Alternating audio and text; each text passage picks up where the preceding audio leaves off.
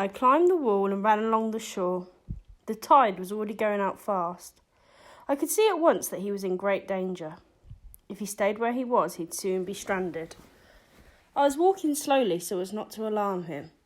Then I crouched down as close as I could get to him, the water lapping all around me. His great domed head was only just out of my reach. We were practically face to face, eye to eye. He had eyes that seemed to be able to look right into me. He was seeing everything I was thinking. I was sure he was expecting me to say something, so I did. "What are you doing here?" I asked him. "You're a bottlenose whale, aren't you? You shouldn't be here at all. You don't belong in the Thames. On my whale poster, it says you live in the North Atlantic somewhere, so you should be up there, near Iceland, near Scotland maybe, but not down here." I've seen bottlenose whales on the telly too. On planet Earth, I think it was. There were lots of you all together. Or maybe it was pilot whales. I can't remember. But anyway, you always go around in schools, don't you? In huge family groups. I know you do. So how come you're all alone? Where's the rest of you? Maybe you're not all alone. Maybe some of your family came with you and you got yourself a bit lost. Is that it? He kept staring back at me, out of his big wide eye.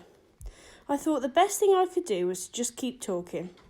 I couldn't think what else to do. For a moment or two, I didn't know what else to say, and anyway, I suddenly felt a bit stupid talking to him. I mean, what if someone was watching me? Luckily, though, there was no one about. So instead, I looked upriver, back towards Battersea Bridge, to see if any of his family might have come with him. But everywhere the river was empty and glassy and still. There was nothing there, nothing that broke the surface anyway. He was alone. He'd come alone, and that was when it happened. The whale spoke. I'm telling you the truth, honest. The whale spoke to me. His voice was like an echoing whisper inside my head, like a talking thought. But it was him talking. It really was. I promise you. "No," he said. "My family's not with me. I'm all on my own. They came some of the way with me and they're waiting for me back out at sea. And you're right. We usually stay close to our families. It's safer that way. But I had to do this bit alone. Grandfather said it would be best. Grandfather would have come himself, but he couldn't. So I've come instead of him. Everyone said it was far too dangerous, that there was no point, that it's too late anyway, that people won't listen, that they just won't learn, no matter what. But Grandfather knew differently. He always said I should go, that time was running out, but there was still hope. I was young enough and strong enough to make the journey, he said. One of us had to come and tell you. So I came.